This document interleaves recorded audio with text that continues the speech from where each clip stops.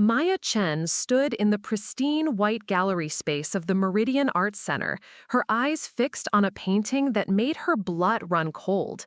Hanging prominently on the featured wall, surrounded by elegant spotlights and a small brass placard reading Untitled Landscape, Private Collection, $15,000, was her own artwork. The piece she had spent 3 months perfecting in her cramped studio apartment. The painting her mother claimed had been damaged beyond repair in a basement flood. Before we jump back in, tell us where you're tuning in from, and if this story touches you, make sure you're subscribed, because tomorrow I've saved something extra special for you. The gallery patron beside her was admiring the brushwork, commenting to his companion about the sophisticated use of light and shadow. Maya's hands trembled as she pulled out her phone to photograph the placard, the evidence that would unravel everything she thought she knew about her relationship with her mother. Maya had always been the artistic one in the Chen family, a fact that had been both celebrated and criticized throughout her 28 years. Growing up in the affluent suburb of Brookfield Heights outside Chicago, she had been encouraged to pursue her creative talents as a child, winning school art contests and earning praise from teachers who called her gifted. Her bedroom walls had been covered with ribbons and certificates, her desk cluttered with sketch pads and paint tubes that her parents dutifully purchased from the art supply store. But as Maya entered her teenage years, the tone around her artistic pursuits began to shift. Her mother, Linda Chen, a successful real estate broker who had built her career on practical decision-making and financial security, started questioning whether art was a viable path for her daughter's future. During family dinners, Linda would share stories about clients who were struggling financially, often mentioning how many of them were artists or creative types who couldn't make ends meet. "Art is a wonderful hobby," Linda would say, passing the steamed vegetables around the dinner table, "but it's not a career. You need something stable, something that will provide security." Maya's father, David, a quiet accountant who preferred to avoid conflict, would nod along while continuing to eat, rarely offering his own opinion on the matter. Despite her mother's growing skepticism, Maya continued to develop her artistic skills throughout high school. She took every art class available, spent her summers at specialized art camps, and built an impressive portfolio that earned her acceptance to the prestigious Northwestern Art Institute. The day her acceptance letter arrived, Maya had run home from school, bursting through the front door of their colonial-style house with the thick envelope clutched in her hands. "Mom, I got in!" she had shouted, finding Linda in her home office, surrounded by property listings and market analyses. "Northwestern accepted me into their fine arts program." Linda had looked up from her computer screen, her expression carefully neutral. "That's nice, sweetheart. Did you also hear back from the business schools we discussed?" The deflation Maya felt in that moment had set the tone for the next 4 years. While she attended Northwestern and excelled in her studies, earning recognition from professors and peers alike, Linda's support remained conditional and lukewarm. She attended Maya's student exhibitions with a polite smile, making appropriate comments about her daughter's talent, while consistently steering conversations toward more practical career alternatives. During Maya's junior year, when she was selected for a competitive internship at the Chicago Museum of Contemporary Art, Linda's response had been telling.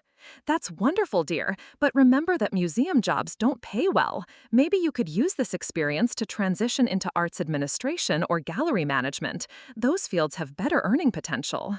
Maya had tried to bridge the gap between her passion and her mother's concerns by double majoring in art and business, hoping to demonstrate that she could be both creative and practical. She graduated summa cum laude, with several of her pieces being purchased by private collectors through her senior exhibition. The validation from the art world felt hollow, however, when she came home to find that Linda had already arranged several job interviews for her at local corporations. The tension reached a breaking point when Maya announced her intention to pursue her Master of Fine Arts degree at the Art Institute of Chicago. Linda had been incredulous, pointing out that Maya was already 22 years old and should be establishing herself in a stable career rather than accumulating more student debt for what she termed an impractical degree. "You're being naive, Maya," Linda had said during one particularly heated argument in the kitchen of their family home. "The art world is brutal and unpredictable. I've seen too many talented people struggle and fail. I'm trying to protect you from that disappointment." Maya had felt torn between her desire to honor her mother's concerns and her deep-seated need to pursue her artistic vision.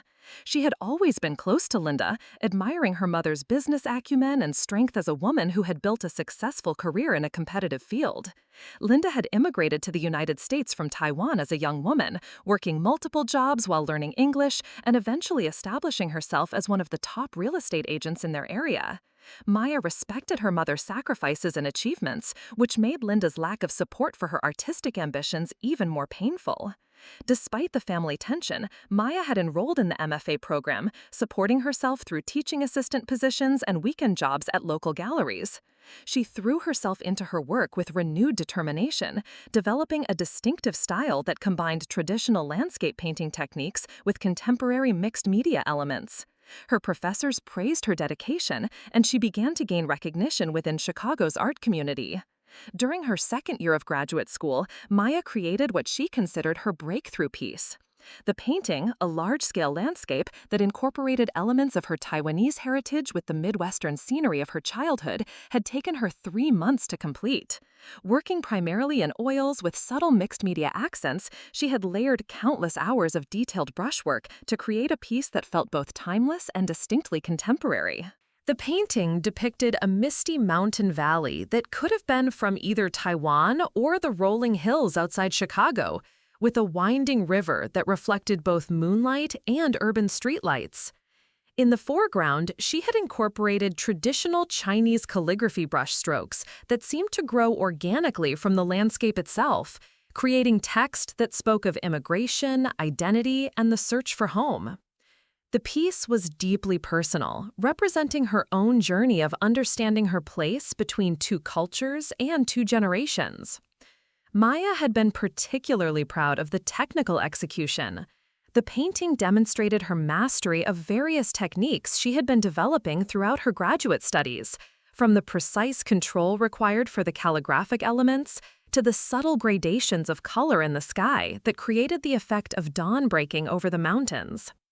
The composition was balanced yet dynamic, drawing the viewer's eye through the landscape in a way that revealed new details with each viewing. When the time came for her thesis exhibition, Maya was excited to share the piece with her family. She had specifically chosen this painting as the centerpiece of her show, knowing that its themes of cultural identity and family heritage would resonate with her parents. She had even incorporated subtle references to her mother's journey from Taiwan to America, hoping that Linda would recognize and appreciate the tribute. The opening reception had been held on a Thursday evening in late April, with the gallery space filled with students, faculty, and invited guests from the Chicago art community. Maya had worn a simple black dress that allowed her artwork to remain the focus, and she had positioned herself near her featured piece to discuss it with visitors. Throughout the evening, she kept glancing toward the entrance, hoping to see her parents arrive. Linda and David had arrived an hour into the reception, looking somewhat out of place among the art students and faculty in their business attire. Maya had immediately approached them, her face lighting up with excitement as she prepared to share her work with them. She had guided them through the exhibition, explaining the concepts behind each piece and the techniques she had employed. When they reached her featured landscape, Maya had watched her mother's face carefully, hoping to see some sign of recognition or appreciation. Linda had studied the painting for several minutes, her expression unreadable, before commenting that it was very skillful and asking about the price point for such pieces in the current market. The interaction had left Maya feeling deflated, as her mother seemed more interested in the commercial viability of the work than its artistic or personal significance. Following the exhibition, Maya had carefully packed up her paintings and transported them back to her studio apartment. The featured landscape, being the largest and most valuable piece, required special handling.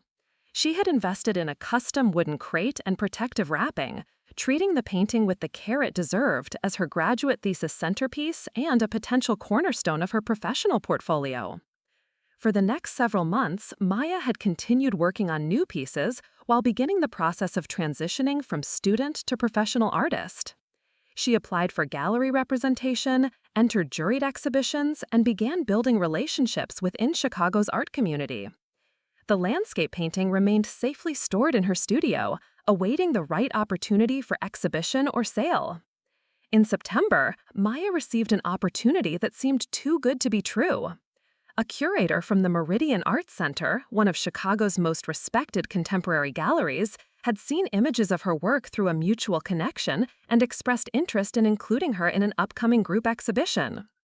The show, titled Emerging Voices, would feature work by 12 artists under 30 who were making significant contributions to contemporary art. Maya was thrilled by the opportunity, but she faced a logistical challenge. She was scheduled to move to a new apartment the same week as the artwork submission deadline, and her current studio space was being renovated. She needed a temporary place to store her paintings while she coordinated the transition and prepared her submissions for the exhibition. When she mentioned this challenge to her mother during their weekly phone call, Linda immediately offered to help. "You can store your paintings in our basement," she had suggested. "We have plenty of space down there, and it's climate controlled. Your father just organized it last month, so everything is clean and dry." Maya had been grateful for the offer, particularly because it represented a gesture of support from her mother that she had been longing to receive. Linda had even volunteered to help transport the paintings, arranging to borrow a friend's van to ensure they would be moved safely. On the designated moving day, Maya and Linda had carefully loaded the paintings into the van, with the featured landscape receiving extra attention due to its size and significance. The Chen family basement was indeed spacious and well-organized, with concrete floors and proper ventilation that made it suitable for temporary art storage. Linda had cleared out a section specifically for Maya's paintings, setting up protective barriers to keep them away from the water heater and other utilities. Maya had felt a sense of relief as she watched her mother help position each piece safely against the wall. "They'll be perfectly safe here," Linda had assured her, adjusting the protective cloth covering the landscape painting. "Take all the time you need to get settled in your new place." Maya had spent the next 2 weeks focused on her move and preparing her submission materials for the Meridian exhibition. She had selected 3 pieces to propose to the curator, including detailed photographs and artist statements for each work. The landscape painting was her first choice, but she had prepared alternatives in case the curator preferred different pieces or had specific size requirements for the exhibition space. When the curator responded with enthusiasm about including her in the show and specifically requested the landscape painting, Maya had been ecstatic. This was exactly the kind of exposure she had been working toward, and she knew that having her work displayed at Meridian could significantly advance her career. She had immediately called her mother to arrange pickup of the painting. Linda's response had been devastating. "Oh, honey, I have terrible news about your paintings," she had said, her voice heavy with what sounded like genuine distress. "We had a major plumbing failure last week. A pipe burst in the basement, and there was significant flooding before we discovered it. I'm so sorry, but most of your pieces were damaged." Maya had felt the world tilt beneath her feet. "What do you mean damaged? How bad is it?" "The water got to them before we could move them to safety," Linda had explained. "We tried to salvage what we could, but the landscape piece you were so proud of was completely ruined. The canvas absorbed so much water that it started to separate from the frame, and the paint began to run and blur. There was nothing we could do to save it." The conversation that followed was a blur of shock, grief, and desperate questions about insurance and possible restoration. Linda had been apologetic and sympathetic, explaining that their homeowner's insurance would provide some compensation for the lost artwork, though it wouldn't cover the full value of pieces that didn't yet have established market prices. She had offered to pay for Maya to recreate some of the works, but they both knew that the landscape painting represented months of intensive work that couldn't simply be replicated. Maya had canceled her participation in the Meridian exhibition, unable to provide an adequate substitute piece on such short notice. The opportunity felt like a devastating loss, compounded by the destruction of what she considered her best work. She had thrown herself into creating new pieces, but the motivation felt forced and the results lacked the inspiration and technical mastery of the lost landscape. For months after the flood, Maya struggled with a creative block that she attributed to the trauma of losing such significant work. She found herself questioning whether her mother had been right about the instability and heartbreak inherent in an artistic career. The practical challenges of rebuilding her portfolio while managing her graduate school responsibilities felt overwhelming, and she began to consider whether she should pivot toward a more traditional career path after completing her degree. Linda had been supportive during this difficult period, calling frequently to check on Maya's emotional state and offering both financial assistance and career advice. She had suggested that Maya might use the setback as an opportunity to reconsider her direction, perhaps pursuing gallery management or arts education instead of trying to establish herself as a working artist. While Maya appreciated her mother's concern, the conversations often left her feeling more confused and discouraged about her future. The months that followed were marked by Maya's determination to rebuild both her portfolio and her confidence. She worked tirelessly to create new pieces that could match the quality and significance of her lost work, but the landscape painting remained a painful absence in her body of work.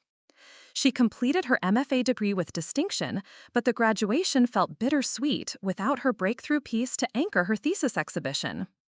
Maya eventually found a teaching position at a community college in Milwaukee, a compromise that allowed her to remain connected to art while providing the financial stability her mother had always emphasized.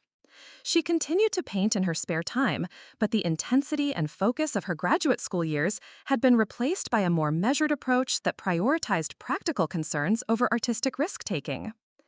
It was during a weekend visit to Chicago, nearly 2 years after the supposed flood, that Maya made the discovery that would change everything. She had been walking through the River North Gallery district with a former classmate, catching up on their respective careers and discussing the current exhibitions around the city. Her friend had suggested they stop by the Meridian Art Center, where a new group show featuring landscape paintings was drawing significant attention from collectors and critics. Maya had felt a familiar pang of regret as they entered the gallery space where she should have exhibited her own landscape 2 years earlier. The missed opportunity still stung, though she had tried to make peace with the circumstances that had prevented her participation. She moved through the exhibition with professional interest, analyzing the techniques and concepts employed by the featured artists. It was in the second gallery room that Maya saw it. Hanging prominently on the featured wall, beautifully lit, and accompanied by a detailed placard, was her landscape painting. The piece she had been told was destroyed beyond repair in a basement flood. The painting that had supposedly absorbed so much water that the canvas separated from the frame and the paint began to run and blur. Maya stood frozen in front of her own work, unable to process what she was seeing. The painting was in perfect condition, exactly as she had created it during her graduate studies. Every brushstroke was intact, every subtle gradation of color precisely as she had intended. The mixed media elements were undamaged, the calligraphic text as crisp and purposeful as the day she had applied it to the canvas. Her friend, unaware of Maya's connection to the piece, began commenting on the technical mastery and emotional depth of the work. "This is remarkable," she said, studying the interplay of light and shadow in the mountain valley. "The artist has such control over the medium. Look at how the calligraphy integrates with the landscape elements." Maya managed to nod and make appropriate responses while her mind raced to understand how this was possible. She photographed the placard discreetly, noting that the piece was listed as being from a private collection with a sale price of $15,000. No artist name was provided, only the generic title Untitled Landscape that bore no relationship to the actual title she had given the piece. The realization began to dawn on Maya that her mother had lied about the flood. Not only had the painting survived whatever had happened in the basement, but it had somehow made its way into one of Chicago's most prestigious galleries. The implications were staggering and filled Maya with a mixture of rage, betrayal, and desperate need for answers. Maya spent the remainder of her visit to Chicago in a state of shock, unable to concentrate on anything other than the impossible appearance of her supposedly destroyed painting. She called the Meridian Arts Center the next day, posing as a potential buyer interested in learning more about the landscape piece. The gallery associate who spoke with her was knowledgeable about the technical aspects of the work, but could provide limited information about its provenance. "The piece came to us through a private collector who wishes to remain anonymous," the associate explained. We've had significant interest from several buyers, but the current owner is being quite selective about any potential sale. The work has been authenticated by independent experts who have verified both the age and authenticity of the materials used.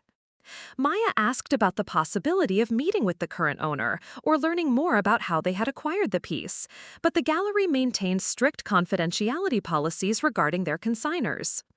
The associate did mention that the painting had been in the current collection for approximately 18 months, which aligned roughly with the timeline of the supposed flood in her parents' basement.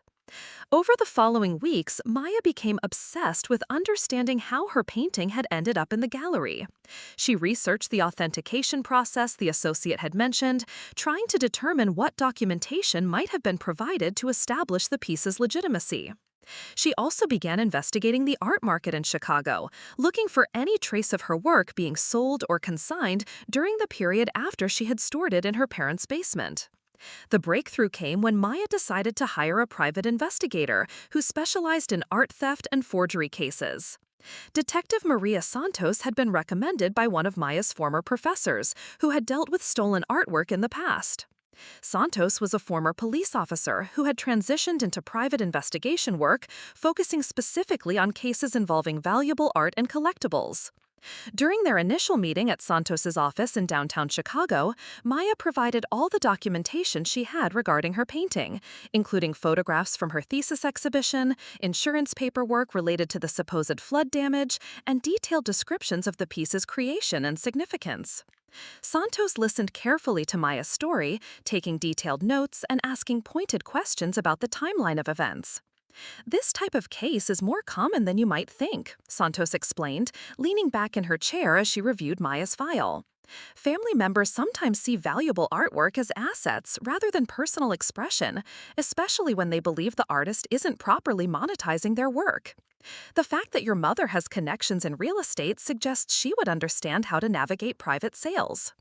Santos outlined her investigative approach, which would involve tracing the painting's path from Maya's parents' basement to the Meridian Gallery. She would examine property records, interview gallery staff, and investigate any connections between Linda Chen and the art market in Chicago. The process would take several weeks and require a significant financial investment, but Santos was confident they could uncover the truth. Maya authorized the investigation, using her savings from her teaching job to cover the costs.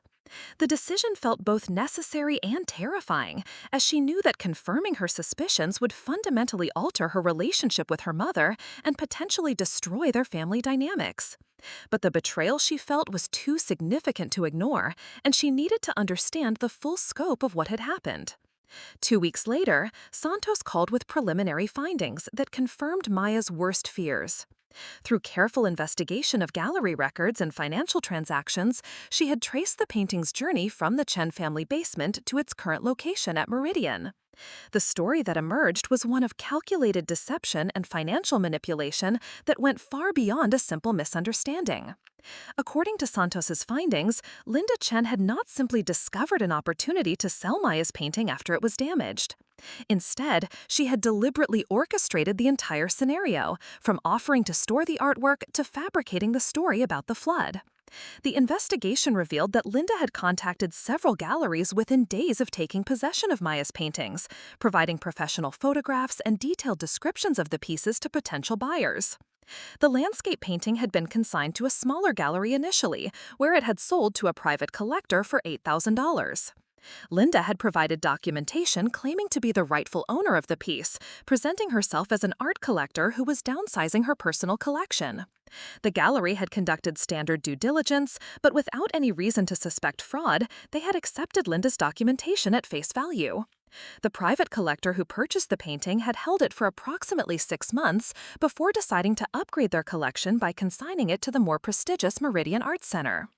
The piece had appreciated in value during this time, partly due to growing interest in contemporary Asian American artists and partly due to its placement in a more prominent gallery setting. Santos also uncovered evidence that Linda had sold at least 3 other paintings from Maya's collection through similar channels, generating total proceeds of approximately $25,000. The other pieces had been smaller works that were easier to place with private buyers, and Linda had been careful to space out the sales to avoid drawing attention to her activities. The most damaging evidence came from financial records that Santos had obtained through her investigation. Linda had not simply pocketed the proceeds from the art sales, but had used the money to make improvements to the family home, including renovating the very basement where Maya's paintings had supposedly been destroyed by flooding. The timing of these expenditures aligned perfectly with the sale of Maya's artwork, creating a clear paper trail of financial benefit. As Maya absorbed the full scope of her mother's betrayal, she realized that this went far beyond the theft of her artwork. Linda had systematically deceived her daughter, exploiting Maya's trust and derailing her career at a crucial moment when the Meridian exhibition could have launched her professional trajectory. The emotional manipulation in comforting Maya through her supposed loss while secretly profiting from her work felt like a profound violation of their relationship. Maya also began to understand that her mother's long-standing skepticism about her artistic career had not been motivated by genuine concern for her financial security, but by Linda's own desire to control and potentially profit from Maya's talents. The pattern of undermining her confidence while positioning herself as a supportive parent who was simply being realistic had enabled Linda to maintain access and authority over her daughter's work. The discovery explained other incidents that had puzzled Maya over the years, including Linda's tendency to photograph Maya's artwork extensively and her detailed questions about pricing and market demand. What Maya had interpreted as a mother's interest in her daughter's work had actually been market research conducted by someone who saw the pieces as potential assets rather than personal expression. Armed with Santos's evidence, Maya faced the difficult decision of how to confront her mother and what consequences she wanted to pursue. The detective had confirmed that Linda's actions constituted theft, crimes that could result in serious legal consequences if Maya chose to pursue them. However, Santos also warned that family-related art theft cases were often complicated by questions of ownership and intent that could make prosecution challenging. Maya spent sleepless nights weighing her options, torn between her desire for justice and her fear of destroying what remained of her family relationships. Preparing and narrating this story took us a lot of time, so if you are enjoying it, subscribe to our channel. It means a lot to us. Now back to the story. The betrayal felt too significant to ignore, but the prospect of taking legal action against her own mother seemed almost impossible to contemplate. She knew that whatever action she took would have far-reaching consequences for everyone involved, including her father, who appeared to be unaware of Linda's activities. The decision of how to proceed would determine not only whether Maya could recover her stolen artwork and seek compensation for the damage to her career, but also whether she could find a way to rebuild trust and move forward in her relationship with her mother. The young woman who had once looked up to Linda as a successful businesswoman and devoted parent now had to grapple with the reality that her mother had been systematically exploiting and undermining her for financial gain. As Maya prepared for what would undoubtedly be one of the most difficult conversations of her life, she reflected on the irony that her mother's actions had been motivated by the very financial concerns that Linda had always claimed were protecting Maya from disappointment. In trying to shield her daughter from the uncertainty of an artistic career, Linda had created a betrayal that was far more devastating than any professional setback Maya might have faced in pursuing her passion. The revelation from Detective Santos had left Maya reeling, but it also provided the clarity she needed to move forward with purpose. Armed with concrete evidence of her mother's deception, Maya knew she could no longer approach the situation with the same naive trust that had allowed Linda to manipulate her for so long. The investigation had revealed a pattern of calculated betrayal that went far beyond a single stolen painting, and Maya realized she needed to understand the full extent of her mother's actions before deciding how to proceed. Maya's first step was to conduct her own audit of all the artwork she had ever stored at her parents' house or left in their care. She spent hours going through her old files, photographs, and exhibition records, creating a comprehensive inventory of every piece she had created during her undergraduate and graduate years. The process was emotionally exhausting, as each image reminded her of specific moments in her artistic development and the pride she had felt in creating work that reflected her growing skill and vision. What emerged from this inventory was deeply troubling. Maya identified at least 12 significant pieces that had been in her parents' possession at various times over the past 5 years, many of which she had assumed were safely stored in their basement or had been returned to her studio. When she tried to account for the current location of these works, she realized that she had no direct knowledge of where most of them were.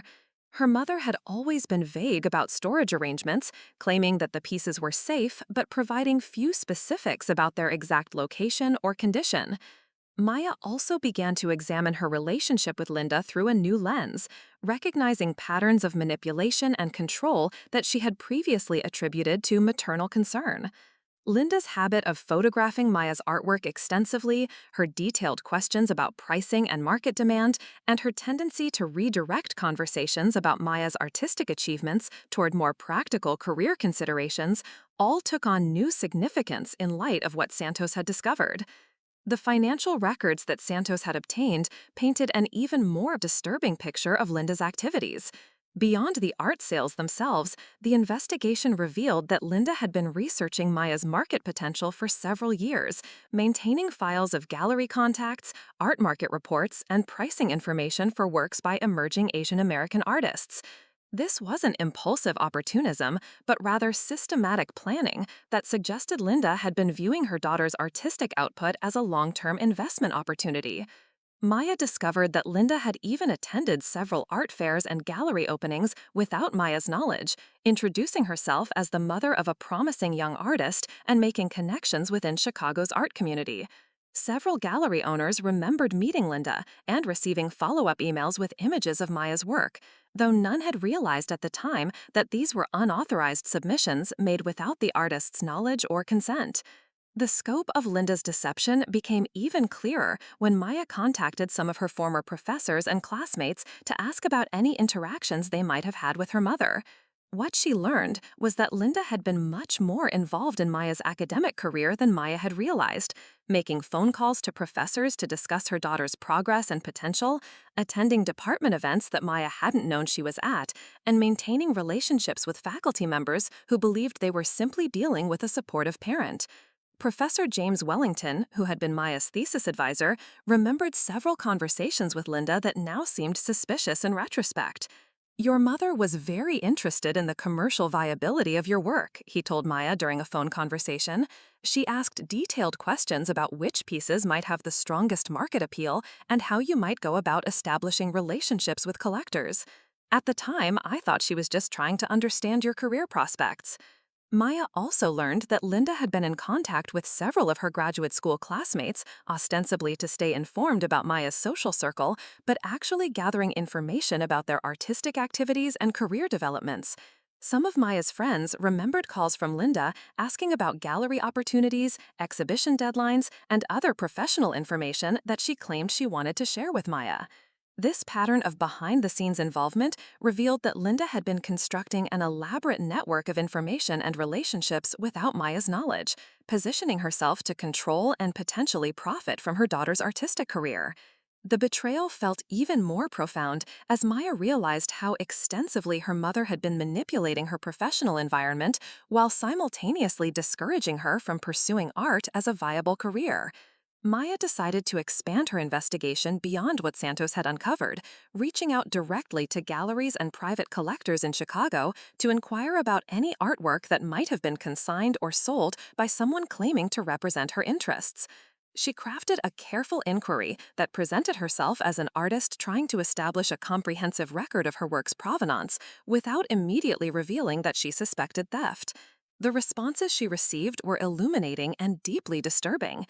3 additional galleries confirmed that they had been contacted by Linda Chen over the past 2 years, with offers to consign artwork by an emerging artist.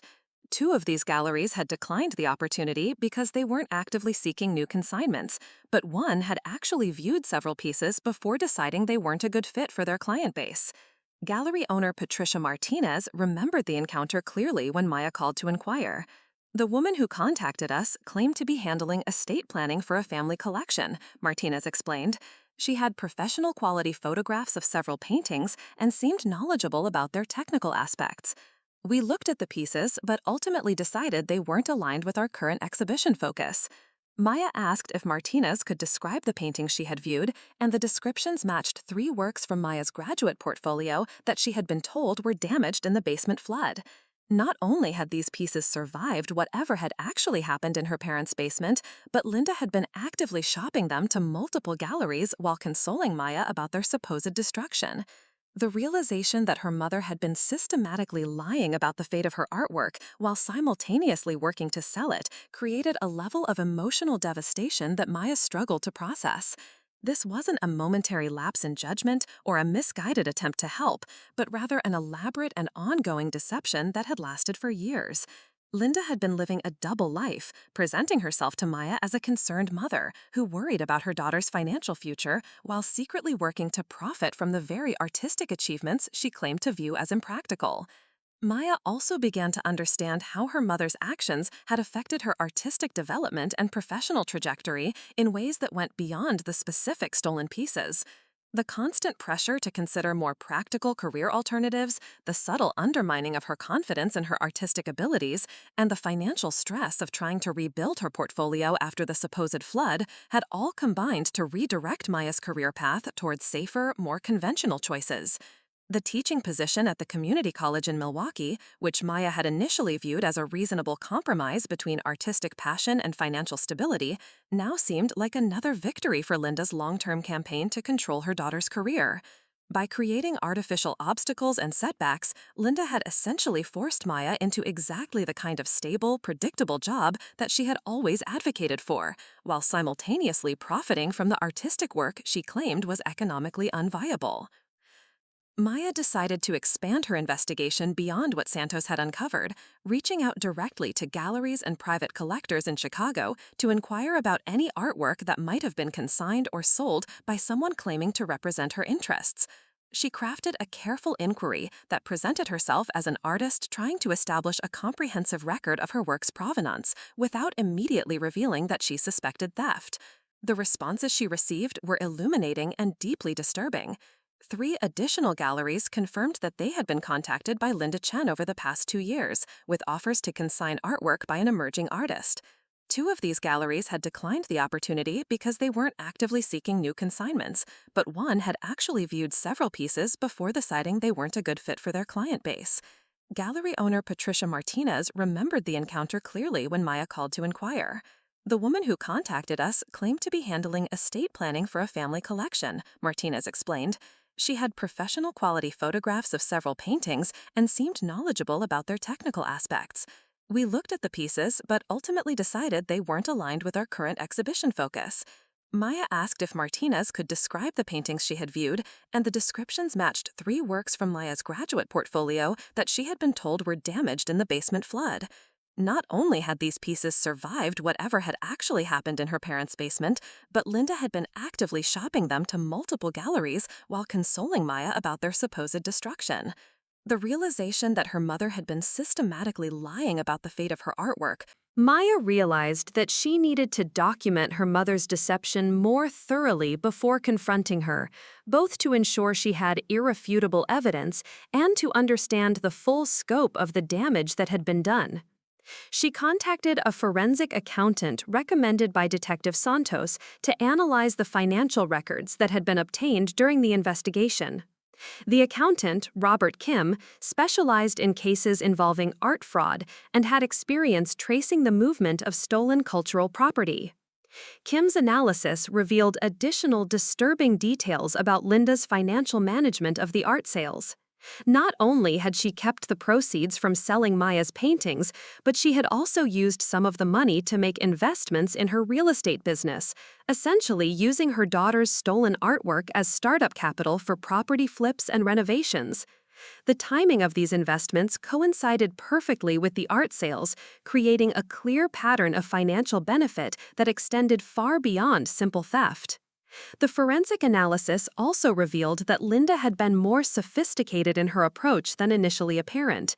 She had established a separate bank account under a business name that she used exclusively for art-related transactions, maintaining careful records of sales and expenses that suggested she viewed this as a legitimate business operation rather than criminal activity. The level of organization and planning indicated that Linda had been thinking about this systematically for years, not simply taking advantage of opportunities as they arose. Kim also discovered that Linda had been researching the legal aspects of art ownership and inheritance, downloading articles about artist estate management and the rights of family members to control deceased artists' work. While Maya was very much alive, the research suggested that Linda might have been planning for ways to gain legal control over her daughter's artistic output in the future, possibly through power of attorney arrangements or other legal mechanisms. Maya found herself grappling with the psychological implications of her mother's behavior as much as the financial and legal aspects. The discovery that Linda had been planning and executing this deception for years while maintaining the facade of a loving, concerned parent created a cognitive dissonance that was difficult to resolve. Maya had always prided herself on being perceptive and analytical, skills that served her well as both an artist and a teacher, yet she had been completely blind to her mother's true motivations and activities. She began working with Dr. Sarah Chen, a therapist who specialized in family trauma and manipulation, to help process the emotional impact of these discoveries. Dr. Chen helped Maya understand that the kind of long-term deception Linda had practiced was a form of psychological abuse that created confusion and self-doubt in victims, making it difficult for them to trust their own perceptions and judgments. "Your mother was essentially gaslighting you about your own artistic career," Dr. Chen explained during one of their sessions.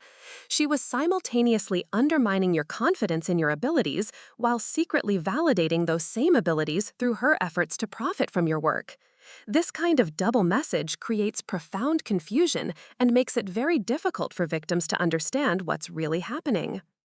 The therapy sessions helped Maya recognize that her mother's behavior fit patterns associated with narcissistic personality traits, including the tendency to view other people, even family members, primarily as sources of narcissistic supply or financial benefit.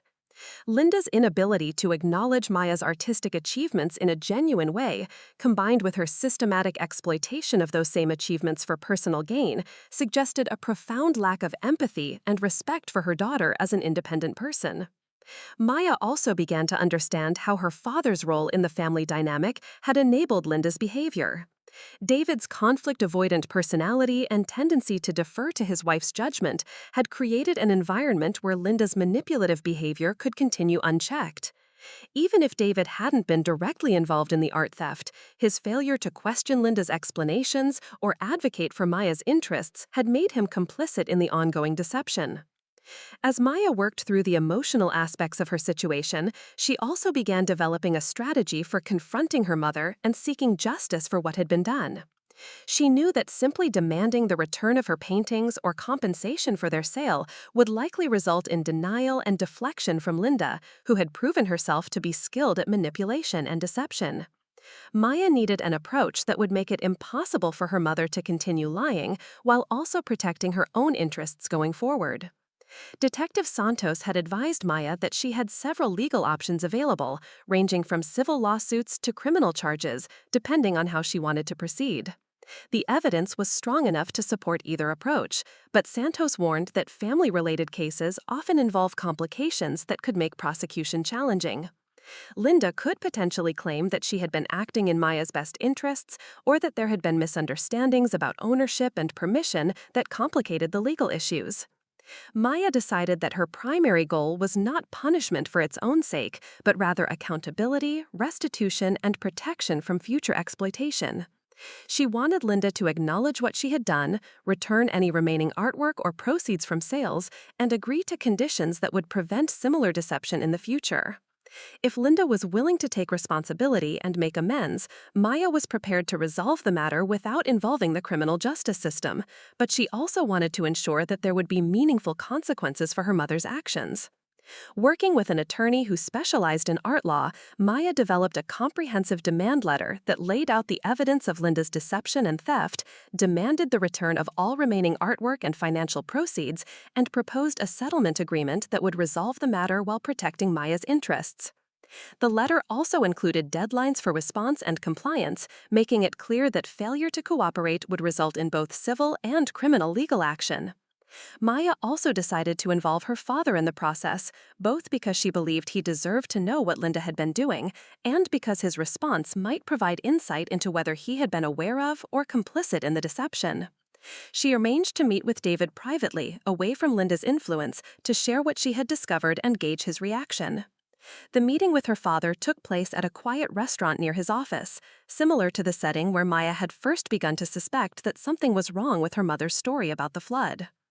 David arrived looking tired and somewhat apprehensive, as Maya had told him only that she needed to discuss something important about her artwork and their family's relationship.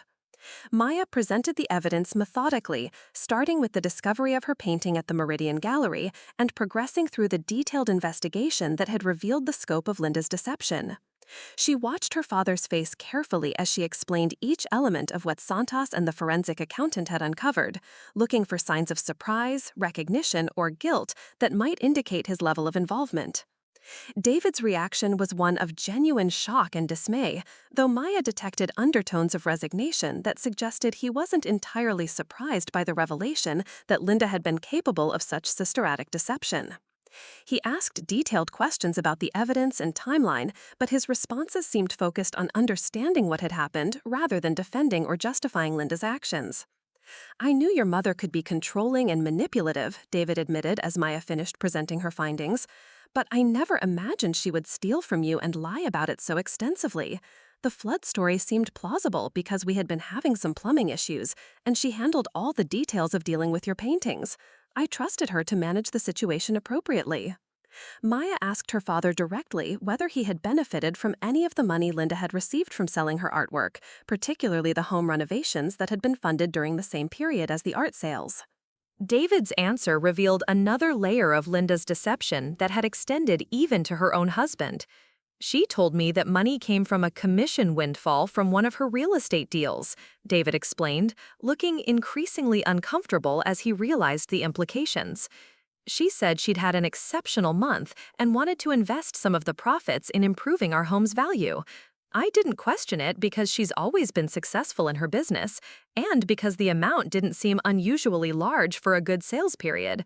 This revelation helped Maya understand that Linda had been deceiving everyone in her family, not just Maya herself.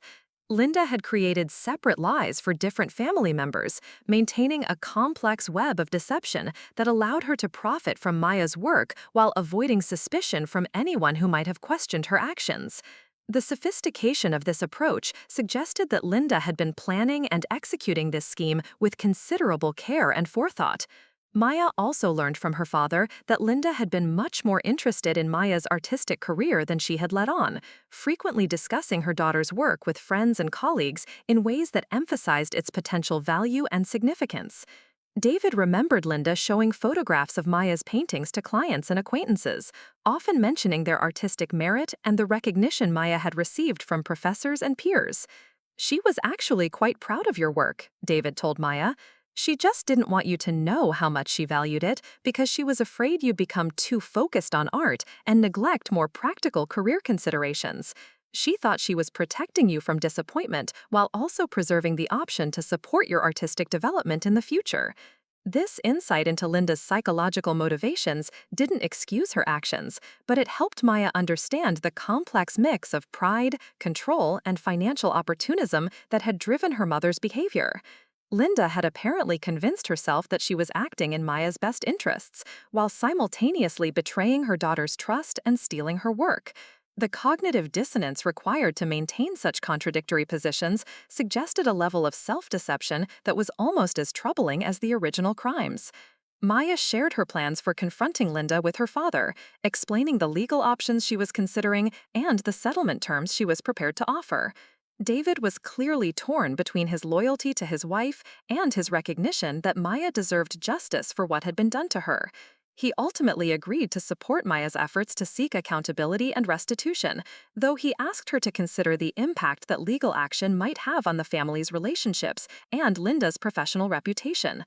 "I'm not asking you to forgive her or pretend this didn't happen," David said as their conversation drew to a close, "but I hope you'll give her a chance to make this right before involving the criminal justice system. She's made terrible choices, but she's still your mother, and destroying her life won't undo the damage that's been done." Maya appreciated her father's perspective, but she also recognized that Linda's willingness to take responsibility and make amends would ultimately determine how the situation could be resolved. The evidence was too clear, and the betrayal too systematic for Maya to simply accept an apology and move forward without meaningful consequences. Linda would need to demonstrate genuine remorse and commitment to making restitution before Maya would consider any resolution that didn't involve legal action. The conversation with her father also revealed that Maya would need to be prepared for Linda to continue her pattern of manipulation and deception even when confronted with irrefutable evidence.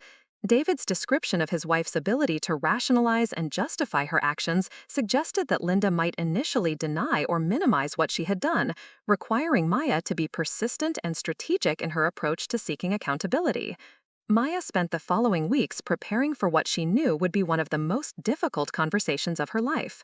She worked with her attorney to refine the demand letter and settlement proposal, ensuring that all legal requirements were met and that the terms were both fair and enforceable. She also continued her therapy sessions with Dr. Chen, developing strategies for managing the emotional intensity of confronting her mother while maintaining focus on her practical goals of accountability and restitution. The decision of when and how to confront Linda required careful consideration of multiple factors, including the timing of legal deadlines, the potential for Linda to hide or dispose of evidence, and the emotional readiness of everyone involved. Maya ultimately decided to arrange a family meeting at her parents' home, where she could present the evidence in a controlled environment while ensuring that her father was present to witness Linda's response. Maya also made the strategic decision to involve Detective Santos in the confrontation, both to lend credibility to her evidence and to make it clear that the matter had already attracted the attention of law enforcement. Santos agreed to attend the meeting in an advisory capacity, though she warned Maya that Linda might become defensive or hostile when faced with the reality that her actions had been thoroughly investigated and documented. As the date for the confrontation approached, Maya found herself experiencing a complex mix of emotions, including anger, sadness, determination, and anxiety about how the confrontation would unfold. She had spent months uncovering the truth about her mother's deception, and now she was finally ready to demand accountability for actions that had profoundly affected her life and career. The young woman who had once trusted her mother's judgment about her artistic future was now prepared to fight for her right to control her own creative destiny. The confrontation was scheduled for a Saturday afternoon in early November, when the autumn light filtering through the windows of Maya's childhood home would provide a fitting backdrop for revelations that would forever change the family's understanding of itself. Maya arrived at the Colonial House on Maple Street carrying a leather portfolio containing all the evidence she and Detective Santos had compiled over the past several months. Her hands were steady despite the magnitude of what she was about to do. Linda greeted her at the door with the same warm smile that had masked years of deception, commenting on how nice it was to have Maya home for the weekend and asking about her teaching schedule at the community college. The casual normalcy of the interaction felt surreal to Maya, who knew that within the hour, this facade of maternal concern would be permanently shattered. David had arranged for them to meet in the formal living room, a space that was rarely used for everyday family activities, but seemed appropriate for the gravity of the situation. Detective Santos arrived precisely on time, introducing herself professionally to Linda and David, while explaining that she was there to provide clarification about some art-related matters that had come to her attention during a recent investigation. Linda's demeanor shifted noticeably when Santos mentioned her role as a private investigator specializing in art theft and fraud cases. The warm maternal smile was replaced by a more guarded expression, and Maya noticed her mother's posture becoming more rigid as she settled into the antique armchair that had belonged to Maya's grandmother. Maya began the confrontation by placing a large photograph of her landscape painting on the coffee table, showing it exactly as it appeared in the Meridian Art Center gallery, complete with the pricing placard and exhibition information. Linda's face went pale as she stared at the image, but she quickly attempted to regain her composure. "I don't understand what this is supposed to mean," Linda said, her voice carrying a slight tremor that betrayed her nervousness. "Didn't we discuss that your painting was destroyed in the basement flood? This must be some kind of mistake or confusion." Maya remained calm as she placed additional photographs on the table, each one documenting a different aspect of the investigation that Santos had conducted. Bank records showing the proceeds from art sales, gallery correspondence with Linda's contact information, and receipts for the home renovations that had been funded with money from Maya's stolen artwork created an undeniable pattern of evidence. "Mom, we know exactly what happened to my paintings," Maya said, maintaining eye contact with Linda as she spoke. "We know that you've been selling my artwork for the past 2 years while telling me it was destroyed. We know about the fake flood story, the gallery contacts, and the business account you established to manage the sales. We have documentation of everything."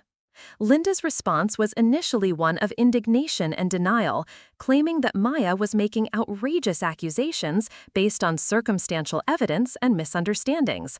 She suggested that someone else must have stolen the paintings from their basement, and that any similarity between the gallery piece and Maya's work was purely coincidental.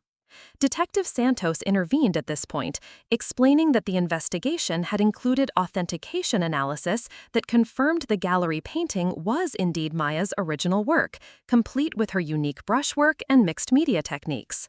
The evidence was not circumstantial, but rather scientifically verified and legally admissible.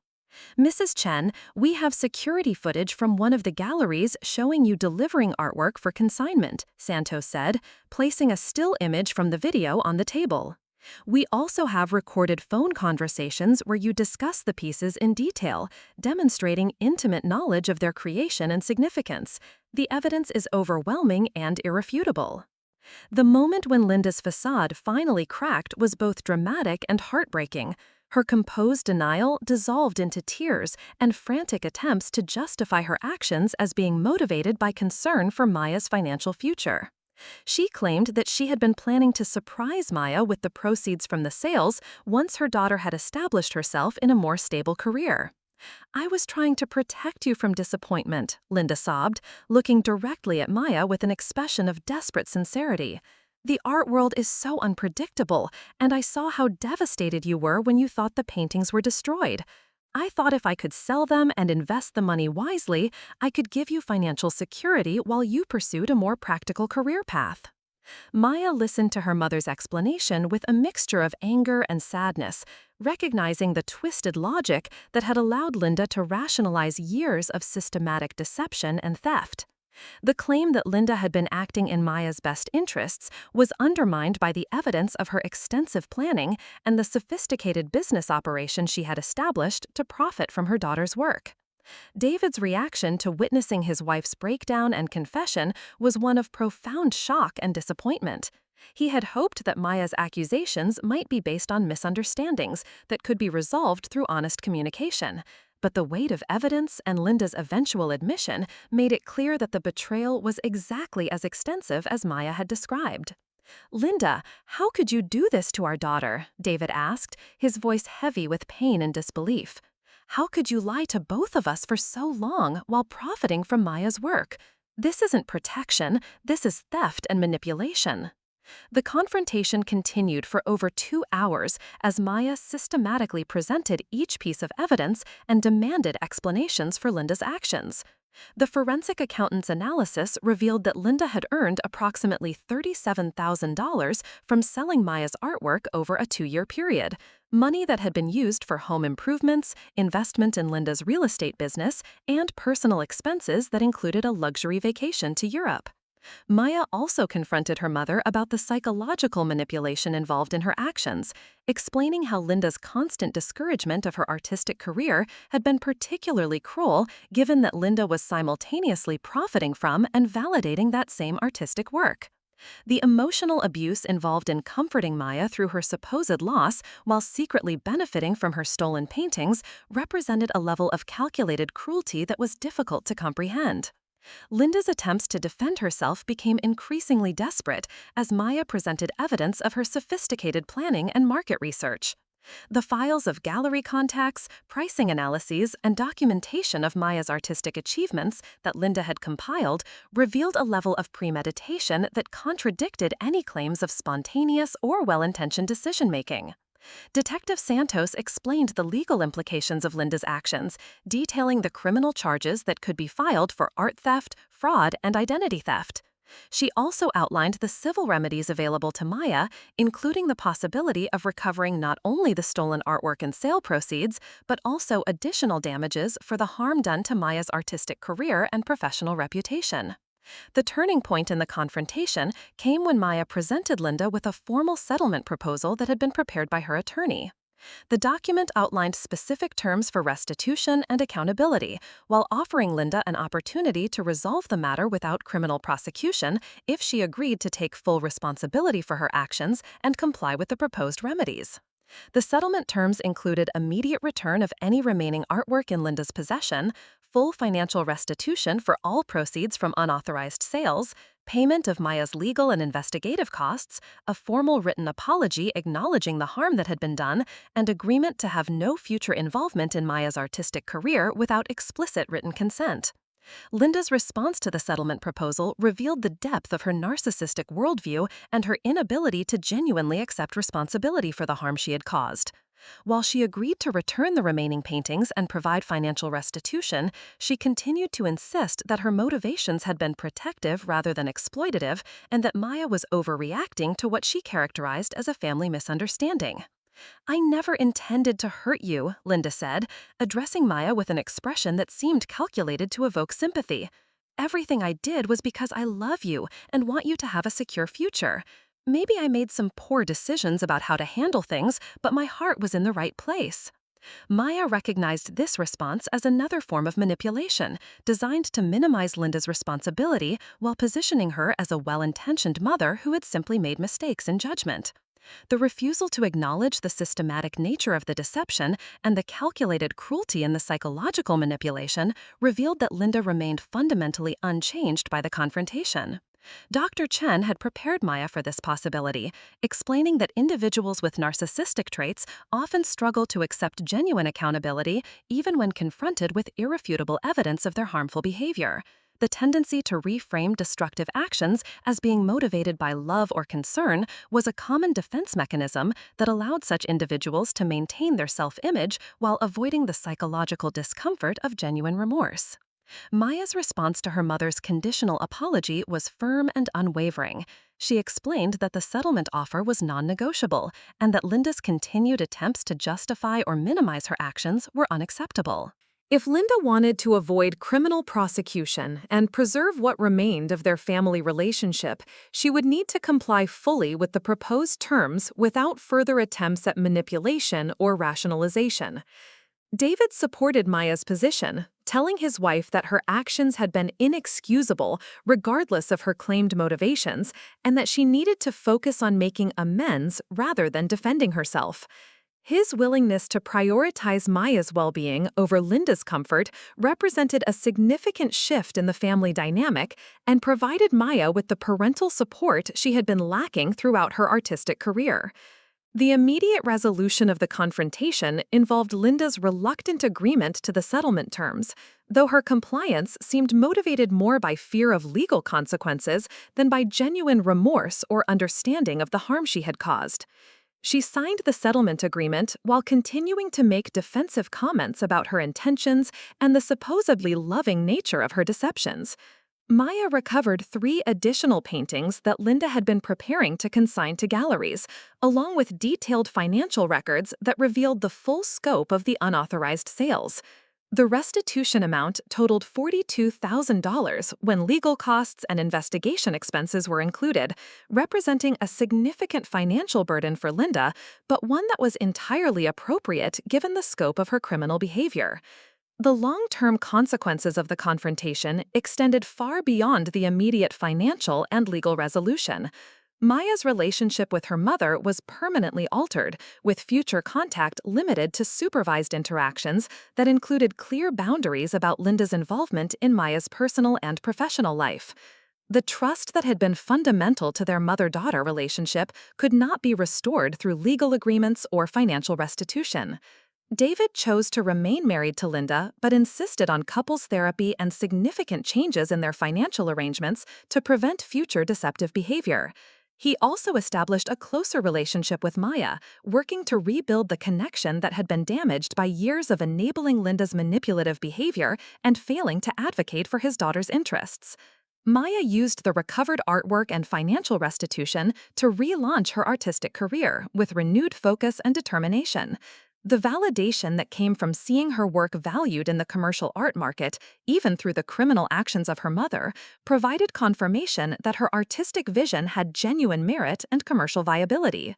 She left her teaching position at the community college and returned to full-time artistic practice, establishing a studio in Milwaukee and beginning to develop relationships with galleries that respected her autonomy and vision. The psychological healing from the betrayal was a longer and more complex process than the legal resolution. Maya continued working with Dr. Chen to understand the impact of years of manipulation and to develop healthier patterns of thinking about her artistic worth and family relationships. The therapy helped her recognize that Linda's actions had been motivated by Linda's own psychological issues, rather than any deficiency in Maya's character or artistic abilities. Maya also found unexpected support from the broader art community, as word of her story spread through professional networks. Several established artists reached out to share their own experiences with family members who had attempted to control or exploit their creative work, creating a sense of solidarity and understanding that helped Maya feel less isolated in her experience. The Meridian Art Center, upon learning the true story behind the landscape painting that had been exhibited in their gallery, offered Maya a solo exhibition to showcase her complete body of work under her own name and control. The exhibition, titled Reclaimed Voices, became one of the gallery's most successful shows of the year and established Maya as an important emerging voice in contemporary art. Maya's story also attracted attention from legal advocates working on artists' rights issues, leading to her involvement in educational programs designed to help artists protect themselves from exploitation by family members, galleries, and other parties who might seek to control or profit from their work without proper consent or compensation. The resolution of Maya's situation with her mother became a catalyst for broader conversations about the vulnerability of artists to exploitation and the importance of establishing clear legal protections for creative work.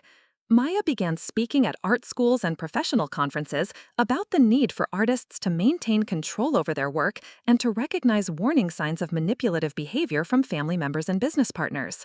1 year after the confrontation, Maya reflected on how the experience had ultimately strengthened her commitment to her artistic vision while teaching her valuable lessons about setting boundaries and protecting her creative autonomy. The betrayal by her mother had been devastating, but it had also forced Maya to develop the strength and independence necessary to build a successful artistic career on her own terms. The landscape painting that had started the entire investigation was eventually returned to Maya's possession, where it became a symbol of her resilience and determination to reclaim control over her creative destiny. She chose to keep the piece in her personal collection rather than selling it, viewing it as a reminder of both the vulnerability and the strength that were inherent in the artistic journey. Maya's relationship with her father continued to improve as David worked to understand and address his own role in enabling Linda's behavior. Their shared experience of being deceived by Linda created a new foundation for honest communication and mutual support that had been absent from their relationship for many years.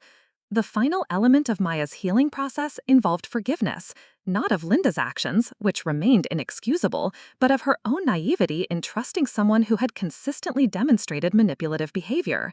Dr. Chen helped Maya understand that her willingness to believe in her mother's love had been a strength rather than a weakness, and that Linda's betrayal reflected Linda's character rather than any failure on Maya's part. Maya's story became a powerful example of how individuals could reclaim their power and autonomy after experiencing manipulation and exploitation by family members. Her willingness to seek truth, demand accountability, and rebuild her life on her own terms inspired other artists and family members who had experienced similar betrayals to take action to protect themselves and their creative work. The young woman who had once stood shocked in the Meridian Art Center, staring at her own stolen painting, had transformed into a confident, successful artist who controlled her own destiny and used her experience to help others avoid similar exploitation. The journey from betrayal to empowerment had ultimately led Maya to a level of personal and professional fulfillment that might not have been possible without the catalyst of confronting her mother's deception. Maya's final words to her mother during their last supervised conversation captured the essence of her transformation and the wisdom she had gained through her ordeal. You tried to control my artistic career because you didn't believe I could succeed on my own terms, Maya said, her voice calm and confident. But your betrayal taught me that I'm stronger and more capable than either of us realized. I don't need your protection or your approval to build the life and career I want. I just needed you to stop standing in my way. Up next, you've got 2 more standout stories right on your screen. If this one hit the mark, you won't want to pass these up. Just click and check them out.